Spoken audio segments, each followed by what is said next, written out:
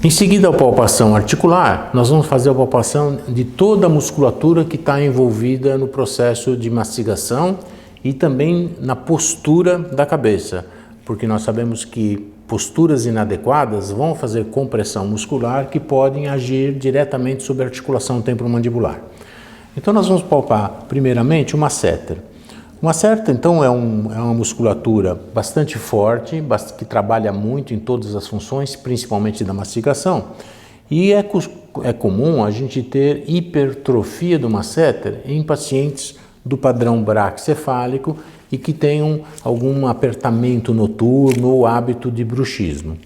Então, no caso, nós vamos fazer a palpação e o que eu vou querer ver aqui? Eu quero ver se existe algum nódulo de contratura muscular ou pequenas áreas de calcificação.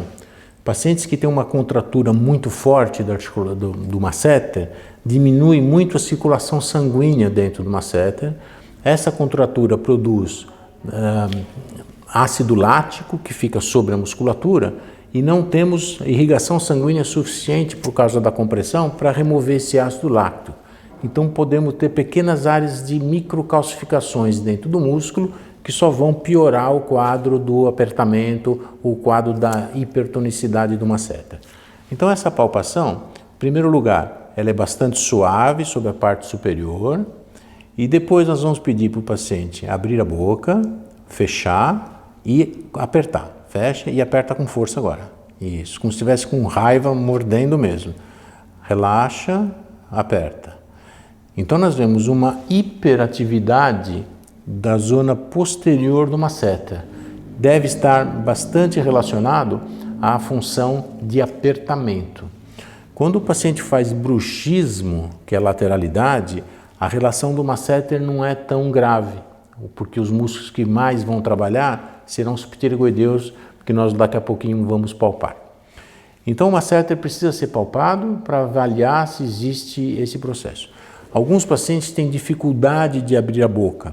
No caso de dificuldade, nós vamos fazer o seguinte exercício. Pedir para o paciente abrir ligeiramente a boca, não só ligeiramente, um pouquinho mais, isso. E com esses dois dedos, nós vamos forçar um pouco a abertura.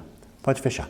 Se o paciente consegue abrir um pouco a boca, porém com dor, então nós temos o caso de uma inflamação muscular chamada de miosite. E no caso do paciente ter uma limitação de abertura e a gente não conseguir aumentar manualmente essa abertura, já pode ser um processo de artrose dentro da articulação. Então todo esse exame com bastante delicadeza, porque essa região é bastante dolorida. Então essa é a análise do masseter. Em seguida nós vamos fazer a análise do músculo temporal. Lembrando que o temporal ele tem 3 feixes de fibra.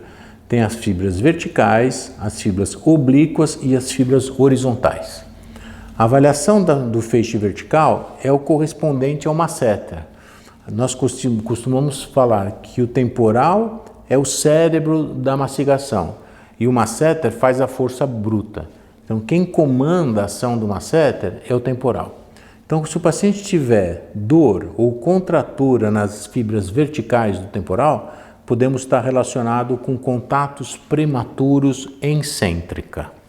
Como eu falei agora há pouco, todas as interferências funcionais são difíceis de localizar com relação à dor articular. Então, esse exame vai nos localizar dessa forma. Então, as fibras verticais, contatos prematuros ou interferências excêntricas.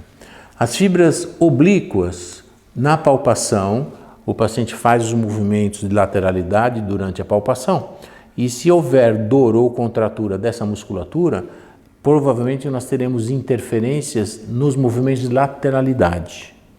E por fim, a avaliação das fibras horizontais do temporal vão relacionar com interferências na protrusiva do paciente, ou falta de guias incisais ou interferência muito forte na incisão.